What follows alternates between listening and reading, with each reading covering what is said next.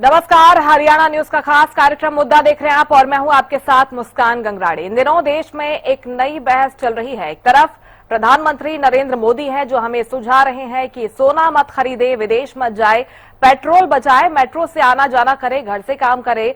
तो दूसरी तरफ विपक्ष कह रहा है कि ठहरिए, ये सुझाव नहीं, नाकामी का सबूत है। विपक्ष पूछ रहा है कि देश की मुश्किलों का बोझ जनता के कंधों पर आखिर क्यों डाल दिया गया। आज हम आपको दिखाएंगे इस अपील के पीछे का संदेश क्या है, जनता के लिए असली संदेश क्या है। लेकिन उसके पहले एक रिपोर्ट आपको दिखाते हैं।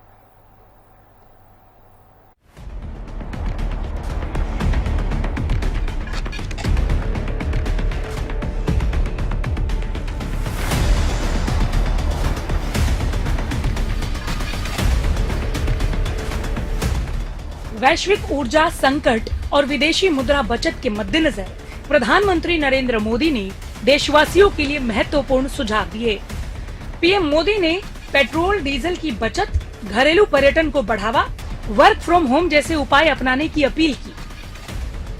प्रधानमंत्री मोदी ने कहा है कि 1 वर्ष तक विदेश यात्रा न करें, सोना न खरीदें, देश में ही करें शादी, देश में बने उत्पादों को अपनाएं और खाद्य तेल के इस्तेमाल को घटाएं। इलेक्ट्रिक कारों का करें इस्तेमाल, कार पूलिंग को दें प्राथमिकता, जहां उपलब्ध हो मेट्रो और सार्वजनिक परिवहन का उपयोग करें। सामान की आवाजाही के लिए रेलवे परिवहन को प्राथमिकता दें। किसान रासायनिक उर्वरकों का प्रयोग कम करें, प्राकृतिक खेती अपनाएं। डीजल के बजाय सौर ऊर्जा के सिंचाई पंपों का अधिक प्रयोग करें। उन्होंने ये भी कहा कि कोरोना काल में अपनाई गई आदतें जैसे वर्क फ्रॉम होम और वर्चुअल मीटिंग्स आज भी देश के लिए जरूरी है। पीएम मोदी ने स्पष्ट किया कि देशभक्ति केवल अपने प्राणों की बलिदान देने में नहीं है, बल्कि कठिन समय में जिम्मेदारी से जीने और देश के प्रति दायित्व निभाने में भी है। क्यों हमने कोरोना के समय में वर्क फ्रॉम होम की, ऑनलाइन मीटिंग्स की, वीडियो कॉन्फ्रेंस की, ऐसी अनेक व्यवस्थाएं विकसित की और हमें आदत भी हो गई थी। आज समय की मांग ऐसी है कि उन व्यवस्थाओं को हम फिर से शुरू करें तो वो देश हित में होगा। Work from home, online conferences, virtual meetings, इनको हमें फिर से प्राथमिकता देनी है। साथियों, आज जो संकट है उसमें हमें विदेशी मुद्रा बचाने पर भी बहुत जोर देना होगा, क्योंकि दुनिया में पेट्रोल डीजल इतना ज्यादा महंगा हो गया है, पहले से कई गुना ज्यादा कीमतें बढ़ गई है। तो हम सबका दायित्व है कि पेट्रोल डीजल की खरीद पर जो विदेशी मुद्रा खर्च होती है, पेट्रोल डीजल बचाकर हमें वो मुद्रा भी बचानी है। हमें तय करना होगा कि जब ये संकट का काल है और हमारी देशभक्ति हमें ललकार रही है, तो कम से कम 1 साल के लिए हमें विदेशों में जाने की बातों को टालना चाहिए। देश हित में हमको ये तय करना पड़ेगा कि साल भर तक घर में कोई भी फंक्शन हो, कोई भी कार्यक्रम हो, हम सोने के गहने नहीं खरीदेंगे, सोना नहीं खरीदेंगे।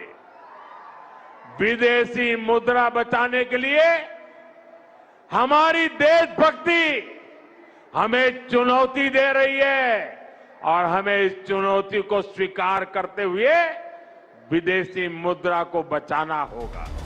इस भाषण पर विपक्ष ने सरकार की आलोचना की है।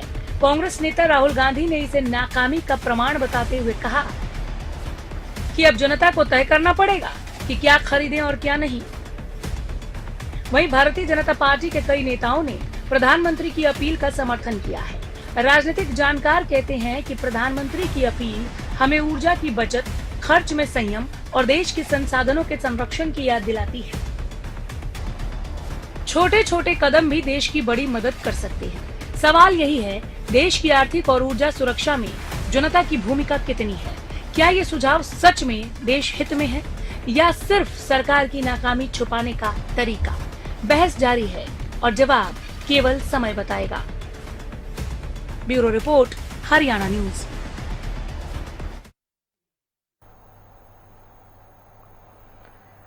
तो प्रधानमंत्री नरेंद्र मोदी की इस अपील के मायने क्या है, विपक्ष इस पर क्या कुछ आपत्ति जता रहा है, इसी पर चर्चा करेंगे। मेरे साथ कुछ खास मेहमान जुड़ रहे हैं, मैं परिचय आपका करवा देती हूं। कांग्रेस प्रवक्ता गगन खरोड़ जी हमारे साथ जुड़ गए हैं। स्वागत है गगन जी आपका हरियाणा न्यूज पर। इनेलो प्रवक्ता विकास मेहता जी आगे जुड़ेंगे। बीजेपी प्रवक्ता राजबीर रोहिल्ला जी हमारे साथ जुड़ गए हैं, आपका भी सर स्वागत है हरियाणा न्यूज पर। और वरिष्ठ पत्रकार राजेंद्र जादौन जी हमारे साथ जुड़ गए हैं, सर आपका भी बहुत स्वागत है। शुरुआत राजबीर जी मैं आपके साथ करना चाहूंगी। प्रधानमंत्री नरेंद्र मोदी ने देशवासियों से अपील की है, 7 अपील प्रधानमंत्री करते हुए नजर आए और साफ तौर पर पीएम मोदी ने कहा कि संकट का काम है, हमारी देशभक्ति हमें ललकार रही है। लेकिन जब बयान मुख्यमंत्रियों के सुनते हैं, बीजेपी नेताओं कार्यकर्ताओं के सुनते हैं, कहते हैं कि सब कुछ ठीक है, ऐसे में प्रधानमंत्री की बात माने या फिर बीजेपी कार्यकर्ताओं नेताओं की बात माने, सब कुछ ठीक है या फिर नहीं है? क्या मायने हैं प्रधानमंत्री की इन तमाम बातों के? नमस्ते प्रवक्ता साथियों, एक्सपर्ट और आपके दर्शकों को मेरी राम राम जी। मुस्कान जी, प्रधानमंत्री जी ने जो आह्वान किया है वो देश हित के लिए किया है, आत्मनिर्भर भारत के लिए किया है। वर्क फ्रॉम होम हमने कोविड में भी किया था, जब कोविड का दौर था तो वर्क फ्रॉम होम चल रहा था। पेट्रोल डीजल का कम इस्तेमाल, क्योंकि आप अगर अंतर्राष्ट्रीय बाजार देखेंगे और जो वहां हलचल हो रखी है, युद्ध चल रहा है, उसमें 3 महीने हो चुके हैं युद्ध को, तो उस युद्ध के कारण बहुत से देशों में 100% से लेकर 200% तक की बढ़ोतरी हुई है। लेकिन माननीय प्रधानमंत्री नरेंद्र मोदी जी की जो नीतियां हैं, उन नीतियों की वजह से पेट्रोल और डीजल का 1 रुपया भी नहीं बढ़ा। अगर वो बढ़ा है तो सरकार पर उसका बोझ बढ़ा है, तो ये छोटी बात नहीं है। प्रधानमंत्री जी ने जो नीतियां बनाई हैं और उसमें जो देश का सहयोग और आह्वान किया है, ये आने वाले भारत के लिए नींव का पत्थर साबित होगा। क्योंकि जो संसाधन हमें अगली पीढ़ियों को देने हैं अपने, अगर हम सब कुछ यहाँ खत्म करके जाएंगे तो अगली पीढ़ियां क्या करेंगी? तो प्रधानमंत्री जी ने एक मार्मिक अपील की है देश की जनता को, क्योंकि वो देश के प्रधानमंत्री है, वो 140 करोड़ भारतीयों के प्रधानमंत्री है, वो हमारे अभिभावक हैं। तो उन्होंने एक मार्मिक अपील की है कि भाई इन चीजों पे हमें संयम बरतने की जरूरत है। कमी किसी प्रकार की भी नहीं है, लेकिन जो वेस्टेज है, जो फर्टिलाइजर पर जो उन्होंने बोला है कि भाई किसानों को कम से कम यूज करना चाहिए, क्योंकि उस पर हजारों करोड़ की सब्सिडी है और जो विदेशों से बहुत इंपोर्ट करना पड़ता है, जो पेट्रोकेमिकल जो पदार्थ है वो भी हमें 85% से ज्यादा इंपोर्ट करने पड़ते हैं। तो वो सारा जो विनिमय होता है वो सारा डॉलर में होता है। तो हम डॉलर क्यों मजबूत करें? हम अपने देश की अर्थव्यवस्था को ऐसा करेंगे, देश की जनता जो समझ रही है सब कुछ, क्योंकि 3 महीने से क्राइसिस चल रहा है ये, लेकिन फिर भी भारत सरकार मोदी जी लगातार इस प्रयासरत है भी देश की जनता पर कोई आंच ना आए। तो देश के नागरिकों का भी एक फर्ज बनता है कि वो देश में संकट काल में या जो आने वाली जो पीढ़ी है उनके बचाव के लिए हमें साथ आना पड़ेगा। और मोदी जी की बात सुनकर 2015 में जब उन्होंने एक सब्सिडी छोड़ने का आह्वान किया था, भाई गैस पर जो सब्सिडी ले रहे जो सक्षम लोग हैं, तो उन करोड़ों लोगों ने वो सब्सिडी छोड़ी थी। आप चाहे वो एक सामूहिकता की बात होती है, भाई सामूहिकता हम कितनी कर सकते हैं। कोविड में वो दिए जलाए गए थे, मोबाइल चलाए गए थे, तो वो एक सामूहिकता की बात थी। मैम सामूहिकता से हम चीजों का मुकाबला कर सकते हैं, जो भी संकट देश पर आएगा। तो ये देशभक्ति का जज्बा है, इसे फिर जगाने के लिए माननीय प्रधानमंत्री नरेंद्र मोदी जी ने आज ये आह्वान किया और देश की जनता सब समझ रही है और जो नेता कार्यकर्ता सब समझ रहे हैं। तो संकट के इस काल में या जो आने वाला हो या हो सकता है, उसमें जो सामूहिकता का जो संदेश प्रधानमंत्री जी ने दिया है, उसके लिए देश एकजुट है, प्रधानमंत्री जी के साथ खड़ा है और हम मुकाबला करने के लिए तैयार है। ठीक है गगन जी, आपकी प्रतिक्रिया इस पर। वो तो यही कह रहे हैं कि एक मार्मिक अपील है प्रधानमंत्री की अपने देशवासियों के नाम, और वो कह रहे हैं कि भाई हमारे पास जाहिर तौर पर संसाधन कम है तो संभल कर इस्तेमाल करें। इस पर विपक्ष को क्या कुछ आपत्ति है? मुस्कान जी, सबसे पहले आपको और जो मेरे साथी प्रवक्ता हैं और जो देश प्रदेश की जनता आपका कार्यक्रम देख रही है उनको हाथ जोड़ के नमस्कार, राम राम। मैं मुस्कान जी अपना वक्तव्य रखने से पहले आपसे एक दो बातें कहना चाहूंगा कि एक तो बीच में मतलब कि ना बोलने किसी को बोलने ना दें, क्योंकि जैसे अभी मेरे भाई रजबीर रोहिला जी ने अपना वक्तव्य रखा, उनको बड़े गौर से सुना मैंने, बीच में कोई टिक्का टिप्पणी नहीं करी।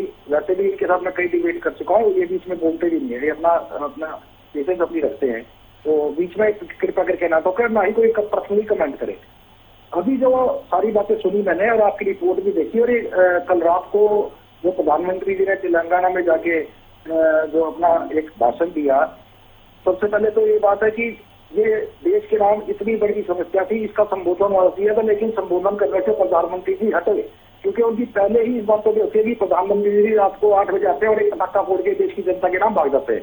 तो उन्होंने इसका अब दूसरा जरिया निकाला, एक रैली रखी गई, रैली में वहां पर ये सारा वक्तव्य जनता को एक डराने का और देशभक्ति के नाम पे ब्लैकमेल करने का दोबारा से एक एजेंडा शुरू किया गया। चलो हम मानते हैं कि आज की डेट में वैश्विक दिक्कत है, युद्ध चल रहा है, देश ने और विपक्ष ने, जनता ने, पहले भी जब आपदा आई थी, जब कोरोना आया था, तो देश ने और देश की जनता ने और विपक्ष ने साथ दिया था। जैसे जैसे मोदी जी ने कहा था थाली बजाओ, मोमबत्ती जलाओ, ये करो वो करो, सारा कुछ जनता ने किया और उनका साथ दिया। ठीक है, जबकि आप सब सारे देश को बता दो, ना तो थाली हो जाने से, ना मोमबत्ती जलाने से, ना मोबाइल की लाइट जलाने से कोरोना का कोई इलाज नहीं था, लेकिन देश ने उनकी भावनाओं का सम्मान किया और उनका साथ दिया। अब वो फिर दोबारा इमोशनल ब्लैकमेल पे आगे। ये जो भी मेरे भाई कह रहे थे, राजवीर भाई, कि ये वैश्विक संकट है और युद्ध चल रहा है 3 महीने से, हम मानते हैं वैश्विक संकट है, युद्ध चल रहा है 3 महीने से, लेकिन जो ये बात है ये 3 महीने से नहीं है। जो रुपया गिर रहा है और जो ये आर्थिक व्यवस्था डे बाय डे डाउन होती जा रही है, ये कोई 3 महीने में नहीं हुई। आप पिछले 1 साल का रिकॉर्ड उठा के देखो, क्या हालात देश के कहां से कहां पहुंच गए। आपने जनता को एक प्लास्टिक की लॉलीपॉप चूसने के लिए दे रखी है, जो बल्कि बस आप मुंह में डाल के रखो, और जब मुंह में दर्द हो जाए आप उसको बाहर निकाल दो, फिर कोई ना कोई बीजेपी का नेता आएगा और आपको फिर कहेगा आप इसको मुंह में डाल लो, तो आप मुंह में डाल लो, ताकि आपसे कुछ और जबान पे निकले ना। हालात क्या है, आप 5 ट्रिलियन इकोनॉमी की बात करते हो, आप देश को पहुंचाना चाहते हैं तीसरी अर्थव्यवस्था पे, डॉलर कहाँ गया। आज हमारे प्रधानमंत्री जी कहाँ गए जब कांग्रेस की सेंटर में सरकार थी और वो मुख्यमंत्री थे गुजरात के, वहां से वो बड़े बड़े भाषण देते थे, बहुत हुई महंगाई की मार। चलो उस पर हम जाते नहीं, महंगाई तो छोड़ ही दो, मतलब ये बोलना ही बेकार है। आज की में क्या हालात है वो सब सारे देश को पता है। तेल कहाँ पहुंच गया, खाद्य तेल कहाँ पहुंच गया, दालें कहाँ पहुंच गई, 3-3 गुने रेट हर चीज के हो चुके हैं। पेट्रोल कहाँ पहुंच गया, डीजल कहाँ पहुंच गया। ये तो आज ही तो हुआ है वैश्विक युद्ध जो हुआ है इजराइल और ईरान का, ये 2 से 3 महीने से दिक्कत आई है। उससे पहले क्या रेट था और क्या रेट आप तेल दे रहे थे जनता को, किसने प्रॉफिट कमाया, किसकी रिफाइनरियां थी। फिर हम बोलते हैं तो दिक्कत होती है कि ये तो बात करते हैं इनको दिक्कत है देश की डेवलपमेंट से। अरे भैया जनता को निचोड़ ही आप देख क्या रहे हो। अब आपने ये सारी जो आपकी कहा गई तीसरी अर्थव्यवस्था और कहा गई आपकी 3 मिलियन इकोनॉमी, मतलब अब ये मतलब जनता को सोचना पड़ेगा भाई क्या तो हम खाएं, ठीक है जी, क्या हम पहने, हम घूमने जाएं या ना जाएं, ठीक है जी। ये सारा का सारा मतलब ठीकरा फोड़ के और साफ एक संदेश है कि भैया सवारी अपने सामान की स्वयं जिम्मेवार है। आप अपना देखो, अपनी रक्षा सामान की आपने खुद करनी है। और मैं तो चला 5 दिन की विदेश यात्रा पे, मेरी सबको राम राम, आप जानो आपका काम जाने। ये हालात बना दिए देश के। आप बात कल की बातें करते हो, कल प्रधानमंत्री जी ने कहा एक वो समय था कि हम प्रॉपर अपना एक्सपोर्ट करते थे, आज हमें इम्पोर्ट करना पड़ रहा है। भैया ये हालात बनाए किसने, आप डाटा निकाल लो तब कितना एक्सपोर्ट होता था और आज क्या है। क्रूड ऑयल 2014 से पहले कितना आप करते थे एक्सपोर्ट, आप करते, अब आज आप इम्पोर्ट पता कितना करते, पहले 68% करते थे, आज 90% से ऊपर पहुंच गया। क्या कारण है इसके, क्योंकि जितना रिफाइनरी में तेल आ रहा है वो सारे बाहर के देशों को बेचा जाता है। इंडिया में कम प्रॉफिट मुनाफा कमाने के लिए कंपनियां काम कर रही है। कल एक छोटी सी लाइन प्रधानमंत्री जी ने बोली कि आप अपना खाद्य तेल जो है इसके तरफ कमी कर दो। ऑन एवरेज बता रहा हूँ 140 करोड़ देश की जनता है, क्योंकि खाना तो सारे खाते हैं, रोटी तो सारे खाते हैं, सब्जी के साथ, चटो अचार के साथ। अचार में भी तेल डलता है, और सब्जी में भी तेल डलता है। ऑन एवरेज 3 रुपए का तेल, मुस्कान जी, 3 रुपए का तेल पर डे के हिसाब से खर्च होता है। 3 रुपए, जिसमें रेस्टोरेंट के अंदर ज्यादा लगता है, तो कई बेचारे गरीब तो दिहाड़ी वाले ऐसे हैं जो तेल 1 चम्मच तेल में 2 टाइम की 3 टाइम की सब्जी बना लेते हैं, जबकि वो सुबह एक बार बना देते हैं, हो सकता है वो दूसरे दिन भी उसी को खाते हैं। 3 रुपए का तेल, उसमें भी क्या कम करने की बताओ जनता, 3 रुपए के तेल में भी। लेकिन इसमें पीछे एक लॉजिक है। आज की डेट में जो एडिबल ऑयल बनाने की जो सबसे बड़ी कंपनी है, मैन्युफैक्चर है, मुझे कहते हैं बिल्कुल कोई इसमें दिक्कत नहीं है, वो इनके प्रिय मित्र अडानी की है, जिसका फायदा अब जमाखोरी होगी, तेल का रेट बढ़ेगा। उन्होंने पहले क्या कर लिया, क्यों नहीं आगे पहले जनता को बोला ये कि तेल कम खाओ, इलेक्शन चल रहे थे, इलेक्शन के टाइम पे होता तो इनकी जो सेटिंग इलेक्शन की वो भी फेल हो जाती। ठीक है गगन जी, कुल मिलाकर आप वही बात को आगे बढ़ा रहे हैं जो आपके नेता राहुल गांधी ने कही है कि अपनी नाकामी का बोझ जनता के कंधों पर डाला जा रहा है। नहीं, वो तो डाला जा रहा है, वो तो डाले जा रहे हैं। ठीक है गगन जी, कह रहे हैं वो हमारे विपक्ष के नेता हैं। अब यह जो हमारे प्रवक्ता जो बोल रहे हैं भाई, और आप भी बोल रहे हो, सारे मीडिया न्यूज चैनल बोल रहे हैं, आप देखना 2 दिन बाद क्या होगा। इसको कम तेल बताने के फायदे बता दिए जाएंगे, फर्टिलाइजर के नुकसान बता दिए जाएंगे, ये प्रोपेगेंडा शुरू होने वाला है। ठीक है गगन जी, मैं आपने जो आरोप लगाए हैं मैं जवाब लूंगी, बाकी मेहमानों को भी एक बार जोड़ लूं। मैं लौटूंगी सर आपके पास, वापस चर्चा को आगे बढ़ाएंगे। विकास मेहता जी हमारे साथ जुड़ गए हैं, इनेलो प्रवक्ता। स्वागत है विकास जी आपका हरियाणा न्यूज पर। आपकी क्या प्रतिक्रिया रहेगी? प्रधानमंत्री नरेंद्र मोदी ने देशवासियों के नाम जो 7 अपील की है, आपने कांग्रेस प्रवक्ता को भी सुना होगा, वो कह रहे हैं कि अपनी नाकामी का बोझ जनता के कंधों पर डाला जा रहा है। अब आप बताएंगे कि जनता को क्या करना चाहिए, क्या नहीं करना चाहिए। तो वहीं बीजेपी कह रही है कि भाई एक मार्मिक अपील प्रधानमंत्री कर रहे हैं क्योंकि ये वैश्विक संकट का विषय है। आपकी प्रतिक्रिया क्या है इस पर?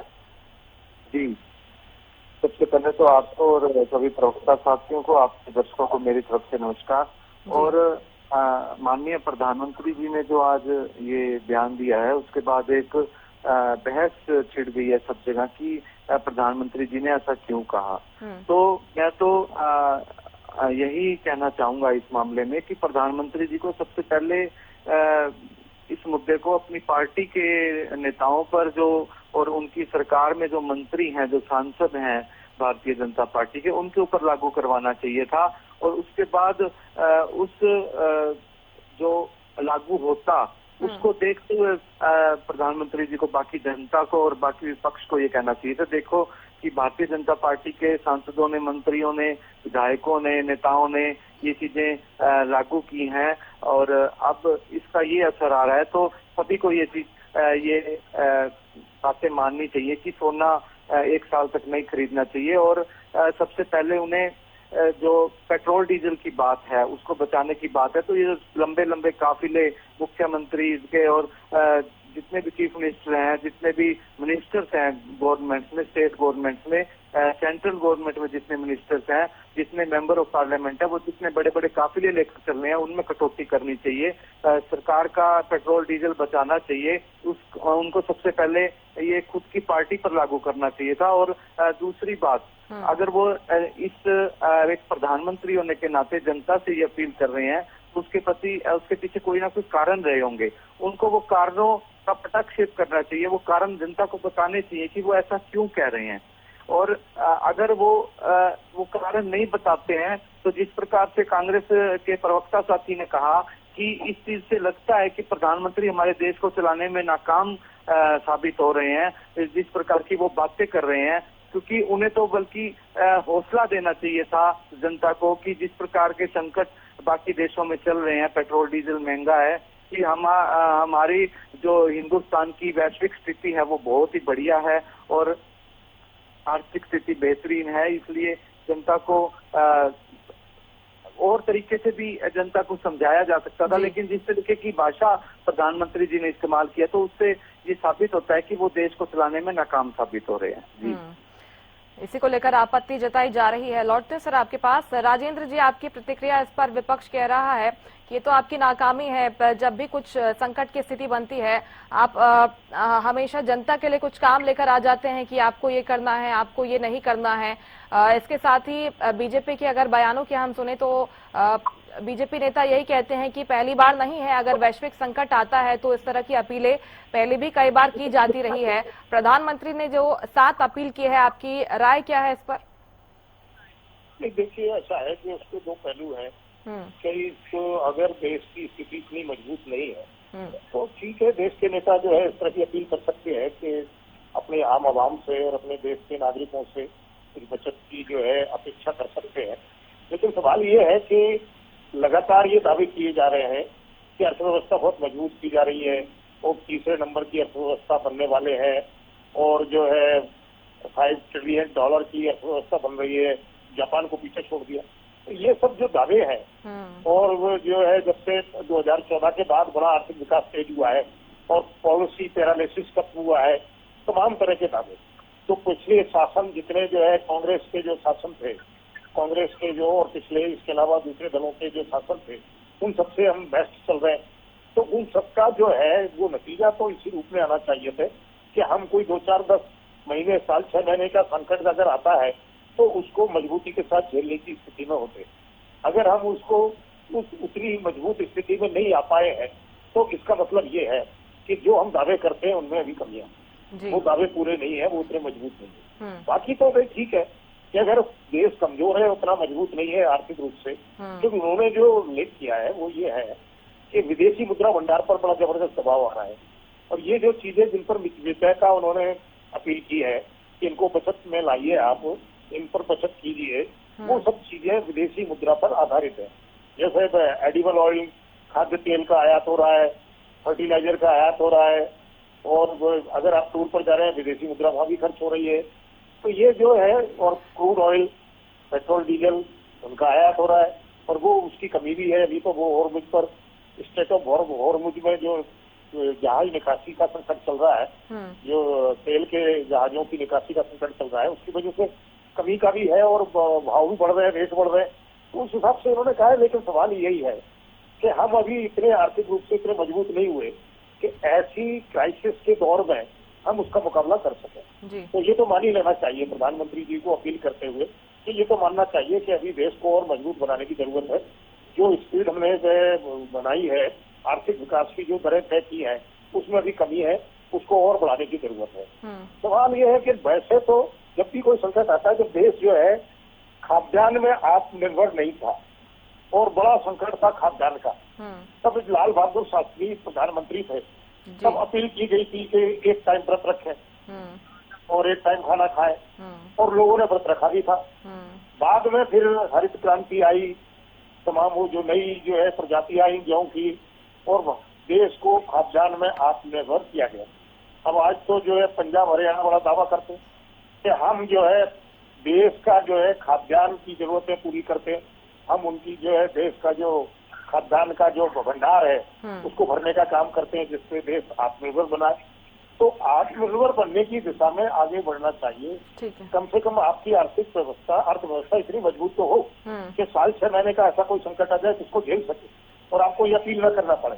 अगर आप अपील कर रहे हैं, अपील करने का आपका अधिकार है, वो ठीक है, लेकिन सवाल ये है कि अर्थव्यवस्था में भी कमजोरी है, उसको आप दूर कीजिए, उसके लिए काम प्लान बनाइए और इस समय ये रोल मॉडल हो सकता है ये टाइम, इस टाइम को रोल मॉडल बना के इसको जो है आप टारगेट बना के अर्थव्यवस्था के अपने गोल सेट कीजिए। आंकड़ेबाजी की बजाय जो अर्थव्यवस्था वास्तविक रूप से मजबूत हो और जो है विदेशी मुद्रा भंडार जो है अभी जिस स्थिति में उसका दुगना तिगुना तक हो, ऐसी स्थिति में लाइए तो इतना जो है एक तरह से एक्सपोर्ट भी हो और घरेलू उत्पादन भी इतना हो। एक्सपोर्ट होगा तभी विदेशी मुद्रा भंडार आएगा और विदेशी निवेश आएगा, तो उसको अर्थव्यवस्था का जो साइकिल है उस तरह से घुमाया जाना चाहिए ताकि जो है देश मजबूत हो। ठीक है राजेंद्र जी। राजवीर जी, देखिए विदेशी मुद्रा भंडार पर अगर नजर डालते हैं तो ये कम तो हुआ है, युद्ध का असर जाहिर तौर पर पड़ रहा है, लेकिन विरोधाभास आपके नेताओं के बयानों में दिखाई देता है और जो प्रधानमंत्री बार बार कोविड से इसकी तुलना कर देते हैं, आपको नहीं लगता कि एक पैनिक की स्थिति इसके बाद उत्पन्न हो जाती है? उसके बाद जो बीजेपी के नेता, मुख्यमंत्री, विधायक वो सब कहते नजर आते हैं कि सब कुछ ठीक है, सप्लाई दुरुस्त है, आपूर्ति में किसी तरह की कोई दिक्कत नहीं आ रही है और आपकी तरफ से आरोप कांग्रेस पर, विपक्ष पर लगाया जाता है कि विपक्ष भ्रम फैलाने का काम कर रहा है। आपको नहीं लगता कि अगर इस तरह के बयान प्रधानमंत्री की तरफ से आएंगे तो एक पैनिक की स्थिति जनता में भी हो सकती है? सरकार को काम करना चाहिए लेकिन जनता के लिए काम गिना देते हैं। मुस्कान जी, जादव जी ने लाल बहादुर शास्त्री जी का जिक्र किया, मैं उनको नमन करता हूँ। अब कांग्रेस के मेरे साथी हैं, 2013 में इनके जो वित्त मंत्री, जो गोभी के करोड़ों गोभी गमले लोग आ गए, चिदम्बरम जी, उन्होंने ये बयान दिया हुआ कि भाई 1 साल तक सोना ना खरीदे, तो तब तो कोई संकट नहीं था देश पर। एक एंटनी इनके मंत्री थे, पेट्रोलियम मंत्री, या फिर मोदी है शायद वो, उन मंत्रियों ने कहा कि पेट्रोलियम कम से कम यूज करे, तब तो कोई संकट नहीं था। लेकिन जब पूरा एक वैश्विक संकट आ पड़ा, आपदा का कोई समय थोड़ा ना होता रहेगा, ये कह के आएगी। अब अगर उस आपदा में हमने प्रबंधन किया तभी तो कोई रेट नहीं बढ़ा किसी भी चीज का, सब्सिडी दी जा रही है, फर्टिलाइजर आ रहा है। लेकिन देश को चेताना प्रधानमंत्री जी का फर्ज है और उन्होंने अपना फर्ज अदा किया है। अब ये जो ज्ञान दे रहे हैं, अब स्टेट ऑफ हॉर्मुज का जिक्र किया, वहां से हमारी 60% सप्लाई आती है। जो फर्टिलाइजर है मोरक्को, जॉर्डन है, वो भी वहीं से आता है। सप्लाई चेन में दिक्कतें आई है, उसमें हमें अकेले को तो नहीं आई है, वो पूरे वैश्विक स्तर पर आई है। आज कम से कम भी 500 से ऊपर लीटर तेल, पेट्रोल पाकिस्तान में है। अमेरिका में 50% से ज्यादा रेट बढ़ चुके हैं। हर देश इस चीज से जूझ रहा है, लेकिन भारत एक इकलौता देश है जहां 0% भी बढ़ोतरी नहीं हुई। अगर वो बढ़ोतरी हुई है, कम हुई, ज्यादा हुई है, वो सरकार ने झेली है सब्सिडी के रूप में। वो आम जो व्यक्ति है उसको तो कुछ नहीं है। फर्टिलाइजर पे जो हमने 1,71,000 करोड़ रुपए जो सब्सिडी का दिया है, जबकि सारा मोस्टली इम्पोर्ट होता है हमारे यहाँ। जो नेचुरल गैस आती है वो भी इम्पोर्ट होती है। तो वो जो चीजें चल रही है उनके लिए वो आगे समस्या ना हो। आज कोई समस्या नहीं, बड़े मैं विश्वास से कह रहा हूँ, आज भारत में किसी भी चीज की कोई समस्या नहीं है। चीजें आ रही है, स्मूथली हो, लेकिन अभी दिक्कत है क्योंकि रोज अमेरिका और जो ईरान और इजराइल का जो कॉन्फ्लिक्ट है, रोज उसमें बयानबाजी हो रही है, खुलेगा नहीं खुलेगा, कब खुलेगा, रात को आक्रमण होता नहीं होता है। तो ये चीजें सारी देश की जनता भी समझ रही है। तो देश की जनता को एक जगाना था, प्रधानमंत्री जी ने वो इनिशिएटिव लिया। अब इनके तो चिदम्बरम जी या वो जो साउथ वाले जो मंत्री हैं इनके, वो उन्होंने बोला 2013 में, तब तो कोई संकट नहीं था। लेकिन क्या है, कांग्रेस का एक रहता है हमेशा, जब भी देश में कोई ऐसी चीजें आती है वो गंदी राजनीति करने के लिए अपनी बयानबाजी शुरू कर देती है। एक नैरेटिव करने की जो एक इनकी एक कला है, उस कला का प्रदर्शन करना शुरू कर देते हैं। लेकिन देश ने 2014 से लगातार इनके हर नैरेटिव को ध्वस्त करने का काम किया और देश समझता है कि प्रधानमंत्री जी जो कह रहे हैं वो हमें उसको समझेंगे, उसको आगे बढ़ाएंगे। अब देश में 2015 में जब प्रधानमंत्री जी ने सक्षम लोगों को सब्सिडी छोड़ने की बात की, करोड़ों लोगों ने छोड़ी, तो देश समझता है कि देश के लिए, देश को मजबूत करने के लिए, आत्मनिर्भर बनाने के लिए हम इंपोर्ट कम से कम कर पाए, एक्सपोर्ट ज्यादा से ज्यादा कर पाए, उन चीजों में फोकस करने की जरूरत है। और प्रधानमंत्री जी ने ये सिर्फ एक बात कही है, आह्वान किया है कि हमें इन चीजों पे आगे बढ़ना पड़ेगा, तभी तो हम अगली पीढ़ियों के लिए कुछ छोड़ पाएंगे। तो वो कह रहे हैं पहले आप खुद पर अप्लाई कीजिए, पहले आप खुद पर अप्लाई कीजिए, अपने नेताओं पर अप्लाई कीजिए। नहीं, बिल्कुल अप्लाई होगा, क्योंकि चैरिटी बिगिंस होम। तो ये जो प्रधानमंत्री जी ने जो बोला है वो चीजें, वो सारी चीजें इम्प्लीमेंटेशन में आपको सामने देखने को मिलेंगी। ऐसी कोई बात नहीं है कि भाई हम भारतीय जनता पार्टी के कार्यकर्ता के नाते बैठे, तो हम लोग उन चीजों को इम्प्लीमेंट करेंगे। आज करोड़ों कार्यकर्ता है, तो ये कोई बात नहीं है। आम जनता के लिए राहत देने के लिए प्रधानमंत्री जी ने जो बेस्ट कर सकते हैं वो कर रहे हैं। आप देखिए, आप इंफ्रास्ट्रक्चर पे कितना हमने इन्वेस्ट किया है। हरियाणा की बात ले लीजिए आप, कितने हाईवे बनाए हम लोगों ने, कितने अपने एम्स बनाए, पीजीआई बनने लग रहा है, जींद में कंप्लीट होकर चालू हो चुका है। तो जनता के लिए हर वो जो काम जरूरी है वो हरियाणा की सरकार और केंद्र सरकार मिलकर कर रही है। जो काम जरूरी है वो तो कर रहे हैं, इसके साथ ही अगर अपील कर रहे हैं कि भाई आपको संभल कर आगे चलना होगा, तो फिर क्या दिक्कत, इस पर दिक्कत नहीं होनी चाहिए। जब भी देशभक्ति की बात होती है गगन जी, तो कांग्रेस सवाल उठाने लगती है। अरे एक बात तो बताओ, इंडिया कौन सी स्टैंड लड़ाई या वार लड़ने जा रहा है बॉर्डर पे, या कौन सी ऐसी दिक्कत आ गई, कौन से देश ने अटैक कर दिया, या किसने किसको उठा लिया कि देशभक्ति। अरे देशभक्ति तो सबके दिल में है, एक व्यक्ति के नाम पे ब्लैकमेलिंग हो रही है। अभी ये मेरे भाई कह रहे थे, पहले तो मैं आपको एक बात बताना चाहूंगा, बड़ा हास्यप्रद भी है। मेरे जो भाई है, मेरे रोहिला भाई, इनको भी पता है हालात क्या है और क्या स्थिति बनने वाली है, लेकिन ये अपनी अंतरात्मा मार के, इनकी मजबूरी है, इनके नेताओं की मजबूरी है, इनके मंत्रियों की, मुख्यमंत्रियों की मजबूरी है। वो जो एक हमारे विश्व गुरु झूठ का परिंदा मुकुट्ठा ओढ़ के आते हैं, उसके ऊपर पॉलिश करने का काम इनको करना पड़ेगा, नहीं तो इनको घर बिठा दिया जाएगा। ये बात सारे देश को पता है। मैं तो अभी उनका साधुवाद करना चाहूंगा जानोद जी का, जिन्होंने सच्चाई रखी, और ये सच्चाई है। आज आप माइक उठा के जब से कल रात से दी है, फिर ये कह रहे हैं विपक्ष। अरे भैया, प्रधानमंत्री जी ने जो कहना था वो ये भी तो कह सकते थे, बस दिक्कत है थोड़ा समझ जाओ। 1 साल से ज्यादा का टाइम, हमें कोरोना काल से भी ज्यादा दिक्कत का समय आ चुका है। पैनिक किसने क्रिएट करा है? 1 साल से ज्यादा का टाइम, खाने का तेल कम कर दो, ये पैनिक किसने क्रिएट करा? प्रधानमंत्री ने खुद। अब ये जो मर्जी कहते रहे, कोई फर्क नहीं पड़ता, देश को दिख चुका है। क्योंकि इनको पता है ये जो इलेक्शन के टाइम पे कह देते, क्योंकि जो सेटिंग का इलेक्शन था, इनकी सेटिंग नहीं सेम हो जाती, क्योंकि सेटिंग तो 5-7% की थी, बाकी तो सौदा ही उड़ जाता है सारा, जो मानते जब तो 3% की, इसलिए इलेक्शन तक टाला गया। अब मैं कहना चाह रहा हूँ, भाई कह रहे थे हमारे कि कहाँ पेट्रोल के रेट बढ़ा दिए, मैं कह रहा हूँ अभी सब चीज के रेट बढ़ेंगे। सिलेंडर आपका 1200 से 15 पहुंचेगा, आप रुको अभी। तेल, पेट्रोल, डीजल आपका 150 तक जाएगा, खाने का जो तेल है 300 रुपए तक जाएगा। अभी रुको मेरे भाई, रुको, अभी वेट करो, पिक्चर अभी बाकी है मेरे दोस्त। ये तो कल एक ट्रेलर लॉन्च हुआ है, इसकी अभी रिपोर्ट आएगी मार्केट से, फिर पिक्चर रिलीज होगी, फिर आप बैठ के माथा पकड़ना, आपके पास उसके भी जवाब आ जाएंगे, आप उसके लिए भी पॉलिश करने बैठ जाना। मैं कहना चाह रहा हूँ मुस्कान जी, जो कल प्रधानमंत्री जी ने कहा, मेरे को एक बात बताओ, अब आप फिर लोग कहते हो कि हम मीडिया के प्रसवालिया निशान उठाते हैं। प्रिंट मीडिया के अंदर गुजरात मॉडल की ऐड हरियाणा के अखबारों में छपती है, यहाँ पर उसका क्या लॉजिक है बताओ जरा। हरियाणा के अखबारों में गुजरात मॉडल की ऐड का क्या मतलब है? आप वहां से पैसे, उनकी सरकार के सरकारी खजाने के पैसे हरियाणा की मीडिया में बांट रहे हो, है अखबारों में ऐड लगवा रहे हो, क्या लॉजिक है उसका? किसके पैसे है वो? आप उनको क्यों नहीं रोक रहे? अब आप देखो, आज हम हिंदू हैं, फिर ये कहेंगे कि इनको हिंदू होने से दिक्कत है, इनसे सर्टिफिकेट देने की जरूरत नहीं है। सोमनाथ उत्सव बनाया जा रहा है, बड़ा भारी भरकम। आज प्रिंट मीडिया में अगर जो आंकड़ा मैं आपको कल सुबह दे दूंगा, कल परसों में डिबेट होगी, आपको प्रॉपर आंकड़ा दे दूंगा प्रिंट मीडिया का, कई 1000 करोड़ रुपए की ऐड, कई 1000 करोड़ रुपए की अखबार में ऐड लगाई है। उसको क्यों नहीं रोका गया?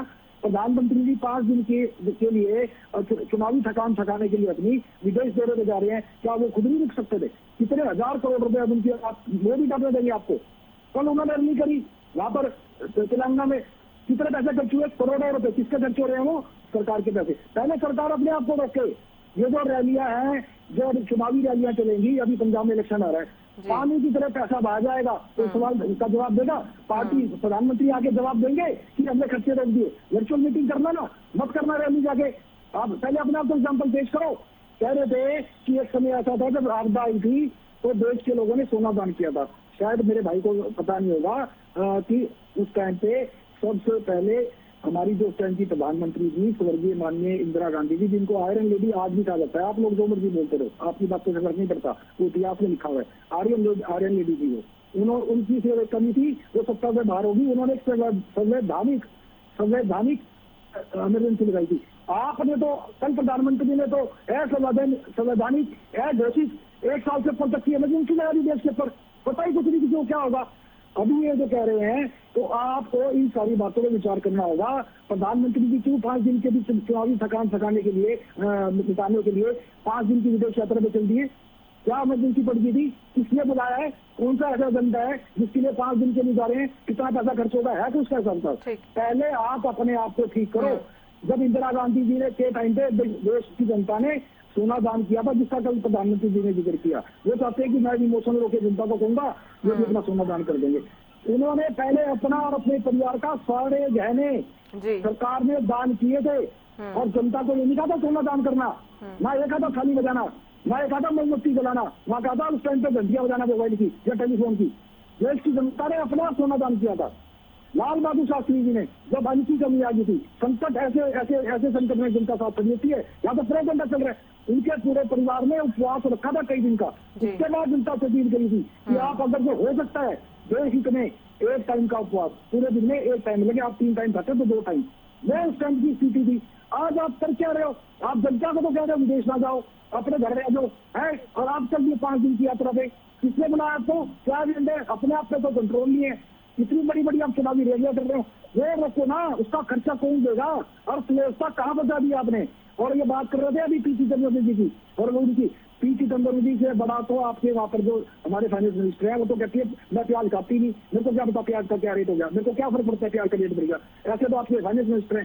पी चिदम्बरम जी ने इसलिए कहा कि सोना जो आज की डेट में ग्लोबल उसके चक्कर में, मार्केट के चक्कर में और एफडीआई के चक्कर में, और ये बहुत बड़ा स्कैम होने का, ये भी खुलेगा वैक्सीन स्तर पे, जो रेट इतना ऊपर गया। अभी देखना कहाँ आएगा सोना। ठीक है, ने देश को इसलिए आह्वान किया था कि अभी आप सोना मत खरीदो, सोना डाउन आएगा, और सोना डाउन आएगा 6% आएगा, ताकि लोग जनता इस स्कैम के अंदर ठगी ना जाए। ये कहा था उन्होंने। अभी फिर इन्होंने एक बात और कही, मतलब बोलने से पहले 10 बार आपको इन मुद्दों पे सोचना पड़ेगा। पैनिक खुद हमारे माननीय प्रधानमंत्री जी ने रात देश के अंदर क्रिएट कर दिया कि 1 साल में भी कह रहे हमारे पास तो बहुत कुछ है हमारी। ये कहा, मैं आपको कहता हूँ, ये तो बात कर रहे हैं अपना छठे पायदान की, छठा मतलब कि आपकी स्थिति में हमारा देश, वैसे तो ये चौथे नहीं करते थे, वो चौथे पे भी था, जापान नीचे आ गया था, हम 5वें चौथे पहुंच गए, हम चौथे पे नहीं पहुंचे थे।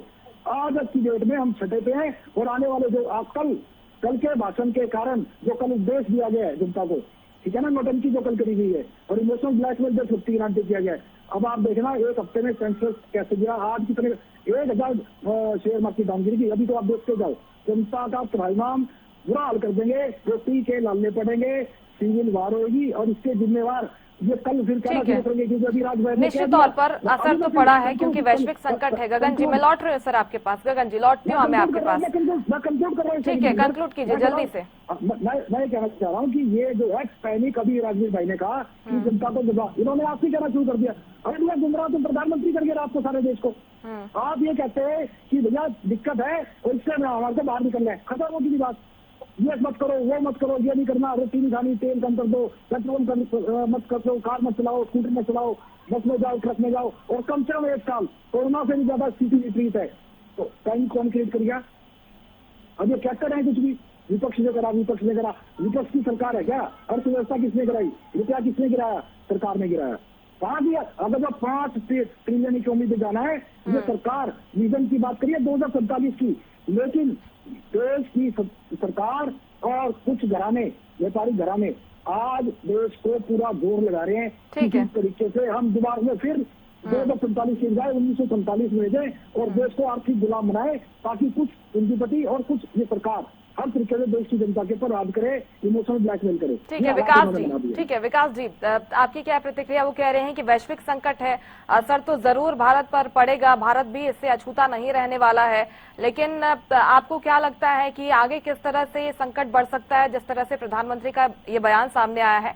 और एक आरोप विपक्ष पर यह भी लगता है कि ऐसे समय में जब विपक्ष को भी साथ देना चाहिए सरकार का, ऐसे समय में विपक्ष एक अलग राग अलापने लगता है, जिसके कारण जनता भ्रमित होती है, पैनिक की स्थिति जनता के बीच में उत्पन्न हो जाती है।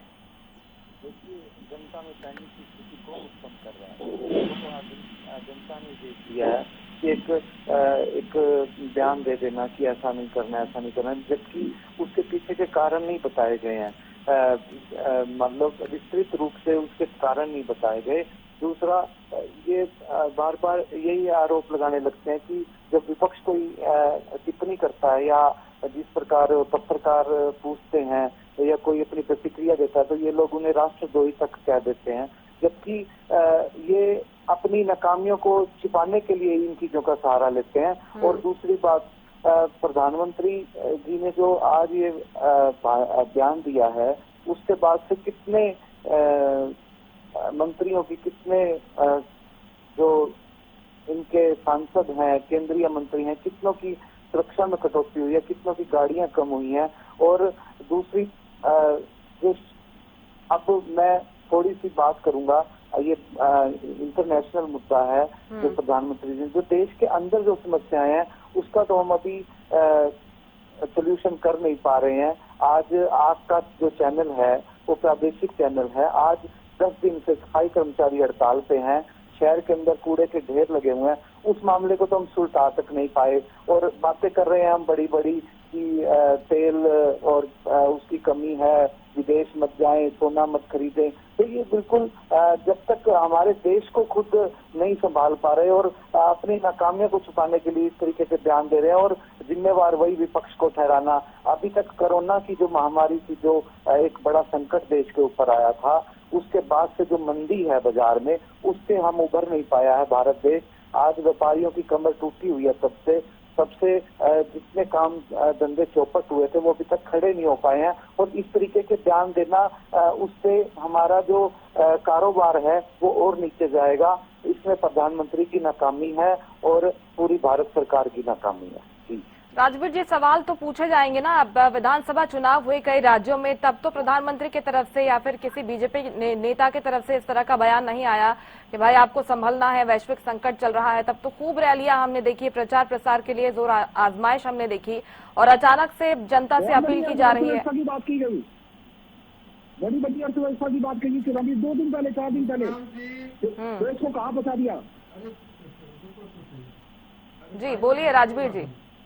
इतना सरप्राइज मत लो, आराम से बैठे बात कर रहे हैं, मैं बड़ा स्पष्ट रख रहा हूँ। तो जो अभी प्रधानमंत्री जी ने जो तेलंगाना में बोला है, वो उन्होंने सारी स्थिति को ऑब्जर्व करके बोला है। ऐसा नहीं है कि उन्हें पता है कि देश की स्थिति ठीक है, बढ़िया, अच्छी है, कोई दिक्कत नहीं है, लेकिन भविष्य में ये युद्ध कितने दिन चलेगा इसका कोई टाइम नहीं है, क्योंकि इसमें हर रोज कुछ न कुछ डेवलपमेंट हो रही है। तो प्रॉब्लम ये है कि भाई हमें अनिश्चितता के इस समय में क्यों ना अपने देश में हम अपने देश की जो संसाधन उनको बचाएं, उनको सीमित करें, और जो इंपोर्ट हम लोग करते हैं, जो लग्जरियस इंपोर्ट है, उसे कम से कम किया जाए। प्रधानमंत्री की एक रैली में कितना खर्च होता है सर, आप भी जानते होंगे। आप करोड़ों खर्च कर रहे हैं और फिर जनता से अपील कर रहे हैं, जनता से उम्मीद कर रहे हैं कि अपने छोटे छोटे खर्च कम कर दें। मैं क्या कह रहा हूँ, नहीं मुस्कान जी, मुस्कान जी, रैली तो अभी भारत जोड़ो यात्रा में भी हुई थी गुड़गांव में। रैली तो लगातार होती रहती, रैलियों में तो देश में का पैसा देश में रहने वाला है ना, देश का पैसा देश में रहने वाला है। सरकारी इवेंट्स का सवाल उठा रहे हैं, उस पर तो जनता के पैसे जा रहे हैं ना सर। देश का पैसा देश में रहने वाला है।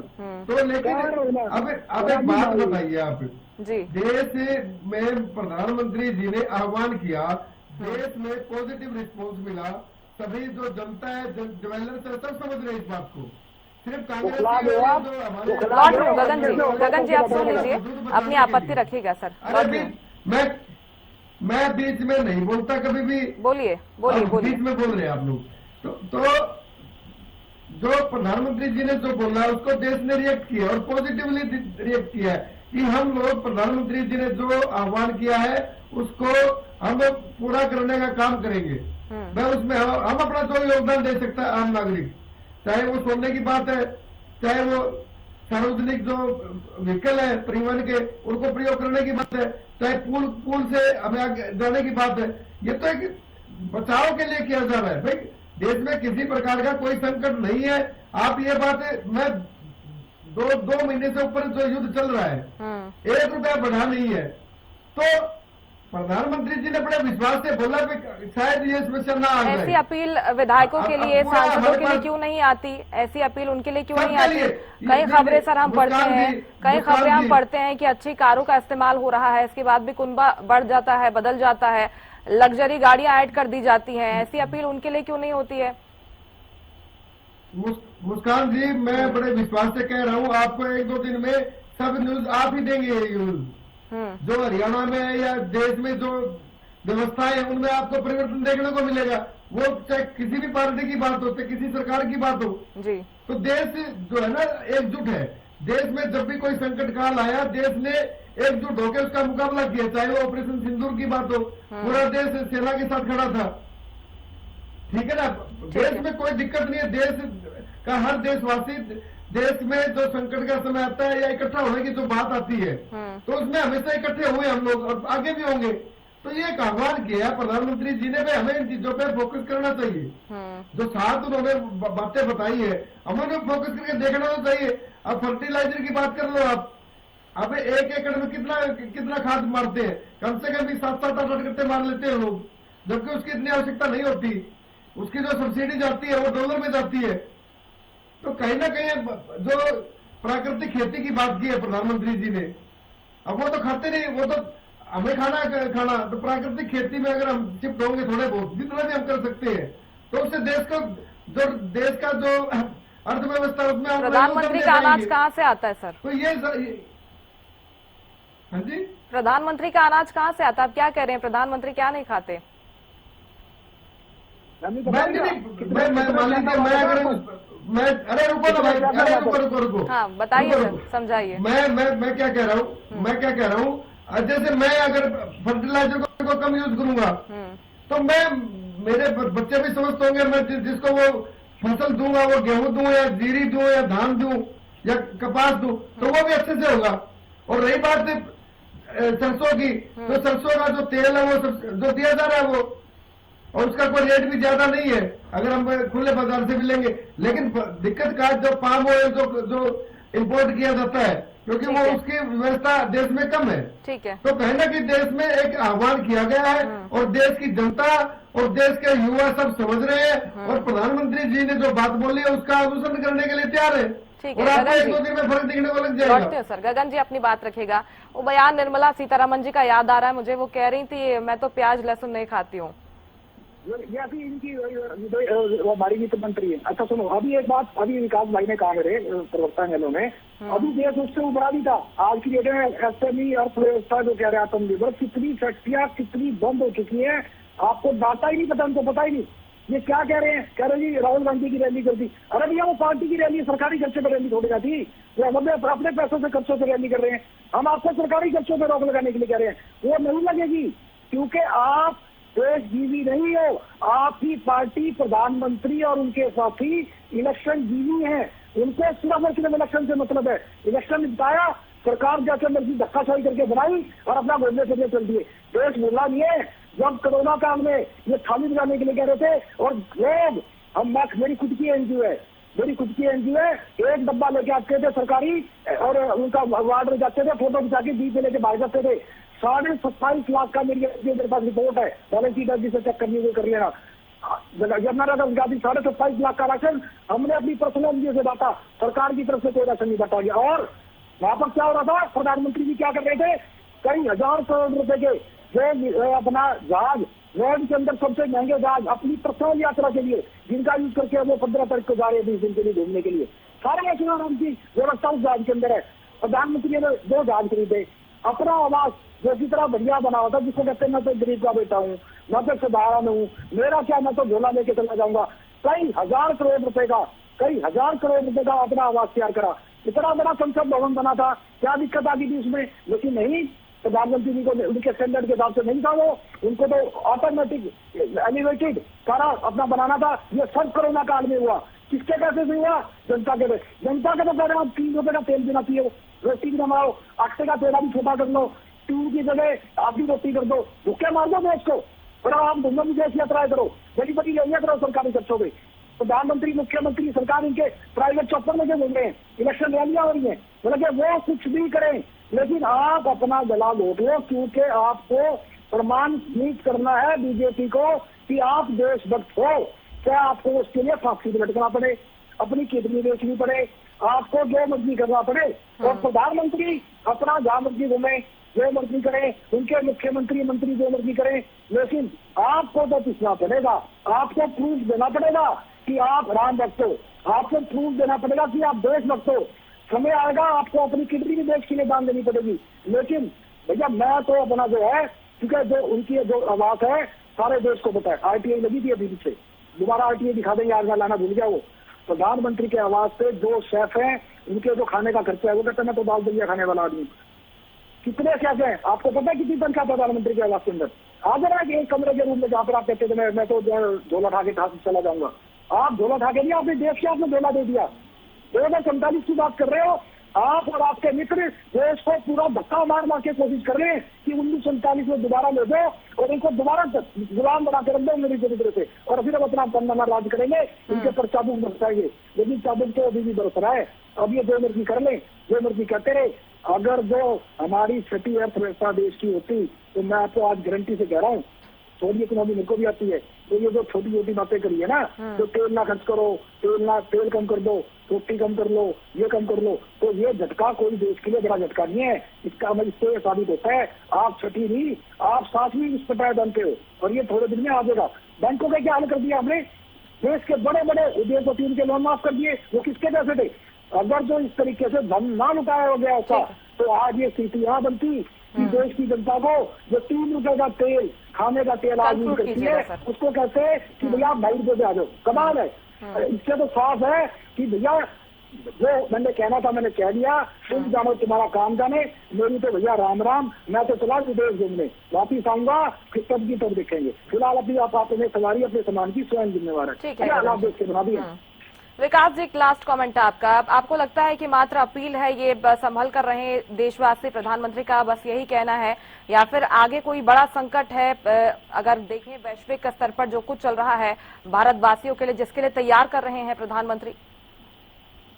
देखिए, इस तरीके की पहले तो मैं तो वही बात दोबारा करूंगा, इस तरीके का जो प्रयाव है, एक जो आज उन्होंने अपनी बात कही है, तो उसे या तो उनके जो आर्थिक सलाहकार हैं सरकार के, जो भी इसमें लगा रखे हैं उन्होंने, जो PROs हैं, उन्हें ये क्लियरिफिकेशन करना चाहिए कि प्रधानमंत्री जी ने ये किस बारे कहा है। और दूसरी बात, जिस तरीके की आज उन्होंने भाषण दिया है, उससे हमारा जो इंटरनेशनल लेवल पे जो बाकी देशों के साथ जिस प्रकार के हमारे रिश्ते हैं, वहाँ क्या फर्क पड़ेगा इन चीजों का बहुत बड़ा। एक हम अपने देश के लिए ही इस तरीके की बातें करेंगे कि ऐसा होने वाला है, ऐसा हो सकता है, तो कौन हमारे देश में निवेश करेगा? और बहुत सी बातें इस प्रकार की निकल के आती हैं इस भाषण को अगर सोचा जाए तो इस प्रकार की जो मैं तो यही मांग करूंगा कि सरकार को क्लियरिफिकेशन करना चाहिए जल्द से जल्द कि प्रधानमंत्री जी ने ये बातें क्यों कही हैं। और दूसरा, जिस तरीके की उन्होंने बातें कही हैं उस तरीके से एक कमजोर उन्होंने अपना जो दिखाया है कि पहली बार ऐसा दिखा है कि प्रधानमंत्री विकास भाई आपको तो दूसरे श्वेत पत्र देना चाहिए प्रधानमंत्री को, सरकार को। पिछले 5 साल की अर्थव्यवस्था क्या हाल कर दिया उन्होंने, अगर सरकार सच्ची है तो श्वेत पत्र देना के जनता को भरोसे में लेके आए। ठीक है, एक लास्ट कमेंट राजेंद्र जी आपका भी, आपको लगता है कि इस वक्तव्य के बाद भारत के लोगों को चुनौतीपूर्ण दिनों के लिए तैयार रहना होगा?